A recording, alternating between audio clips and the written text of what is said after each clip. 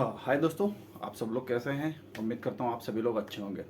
दोस्तों, बहुत सारे लोगों को क्वेश्चन रहता है, ये जो पीयू सोल होता है, पीयू सोल क्या ब्रेक हो जाता है ना? क्या वो ऐसा जो एक टाइम के बाद में जो टूट के पाउडर जैसा जो है बिखरने लगता है, टुकड़े टुकड़े होता है?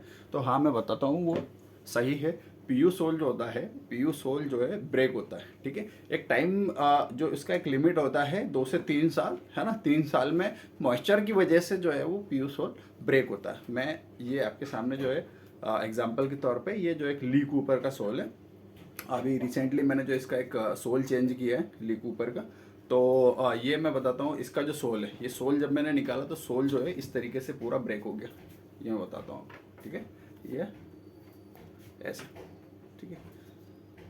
तो ये होता क्यों है? ये दरअसल एक जो पीयू जो सोल होता है, पीयू सोल की एक जो एक लिमिट रहती है ना, उसकी कंसिस्टेंटी की एक लिमिट रहती है, ठीक है। क्योंकि इसमें जो है मटेरियल जो है पॉलीमर होता है, पीयू यानी पॉलीयूरेथेन, ठीक है। तो पॉलीमर जो है पार्टिकल्स इसमें यूज होते हैं, ठीक है। जो कि जो एक मॉइस्चर जब उनको मिलता है, ठीक है, 2 या 3 हम समझ सकते हैं, ठंड या फिर बारिश का जो अगर मौसम आता है, 2 या 3 मौसम के बाद में उसका जो है पूरा एक जो उसकी जो भी एक कंसिस्टेंसी है वो ख़त्म हो जाती है, ठीक है। तो ये जो सोल है पीयू सोल है, ठीक है। आप देख सकते हैं ये लीक ऊपर, मैं आपको बता भी देता हूँ, ठीक है। ये यहाँ पे लिखा होगा लीक ऊपर, है ना, ये दिख रहा होगा आपको, ठीक है। ये सोल है, ठीक है, ये पूरी तरीके से ब्रेक हो गया है, ठीक है। वहीं अगर मैं बात करूँ, जैसे अब ये तो बात हो गई पीयू सोल की, पीयू सोल ब्रेक होता है, ठीक है, और पीयू सोल जो एक लिमिट तक ही चलता है।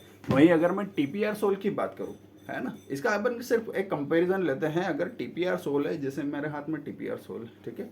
अब टीपीआर सोल इस तरीके से ब्रेक नहीं होता, इस तरीके से मीन्स जो टूटता है वैसे टूटता नहीं है टीपीआर सोल, क्योंकि रबरी सॉफ्ट रहता है, ठीक है। ये देखिए आप, ये, ठीक है। ये भी जो है इस सोल को भी लगभग मान के चला है जो है 3 से 4 साल हो गए, लेकिन अभी भी इसकी जो है कंसिस्टेंसी गई नहीं है। वही जो फ्लेक्सिबिलिटी है, वही सारी चीज़ें जो इसकी अभी तक है। लेकिन अब दोनों में डिफरेंस क्या होता है? दोनों में डिफरेंस ये होता है कि ये जो होता है पीयू सोल होता है, ये होता है वेट में कम, ठीक है, ये लाइट वेट होता है, ठीक है। और इसका जो यूँ कह सकते हैं अपन, जो पहनने पे एब्जॉर्प्शन और इसका जो सस्पेंशन आता है, जैसे अब ली कूपर के जूते में जो है अगर ये सोल यूज़ हुआ है तो कहीं ना कहीं इसमें एडवांटेजेस तो होंगे ही, ठीक है। तो इसका जो सस्पेंशन आता है, सस्पेंशन और इसका जो नरमपन हम बोल सकते हैं, शॉक एब्जॉर्बेंट, वो इसका ज़्यादा रहता है और वेट में कम रहता है, ठीक है। वेट में कम रहता है तो सबसे ज़्यादा प्रॉब्लम आजकल यही होती है कि भाई अगर जूता बना है और जूता हम पहन रहे हैं, उसका वेट ज़्यादा नहीं हो, ठीक है। लाइट वेट होगा तो हमारे पैर नहीं दुखेंगे, हमको चलने में उठने बैठने में ज़्यादा कंफर्टेबल महसूस होता। इस वजह से जो ज़्यादा अभी हाई ब्रांड में और बड़े ब्रांड्स जो है पीयू सोल यूज़ कर रहे हैं, ठीक है। लेकिन इसकी भी एक जो है डिसएडवांटेज यही है कि ये जो है टूट के बिखर जाता है, एक पाउडरी जो है फॉर्म में आ जाता है, ठीक है। वहीं जो टीपीआर की बात करूँ तो टीपीआर ऐसा होता नहीं है, लेकिन इसका क्या है, वेट ज़्यादा होता है, ठीक है। बहुत सारे फॉर्मल्स में जो है टीपीआर यूज़ होता है, ठीक है। टीपीआर ज़्यादातर जो है फॉर्मल शूज़ आते हैं, फॉर्मल शूज़ लेदर में हो सकते हैं, रेक्सिन में हो सकते हैं, जिसमें भी हो सकते हैं, तो उनमें जो है टीपीआर सोल ज़्यादा यूज़ हो रहा है, ठीक है। और दूसरा अगर मैं बात करूँ स्पोर्ट्स शूज़ में, स्पोर्ट्स शू में जो नीचे एक ग्रिप लगी रहती है वो भी टीपीआर की ही होती है, रबर की होती है, ठीक है। तो ये एक छोटा सा डिफरेंस है दोनों में, टीपीआर सोल और जो है पीयू सोल में, ठीक है। टीपीआर सोल की जो हालांकि लाइफ ज़्यादा होती है, लेकिन जो है एक कुछ डिसएडवांटेज भी है इसके टीपीआर के, क्योंकि इसका वेट ज़्यादा होता है, ठीक है।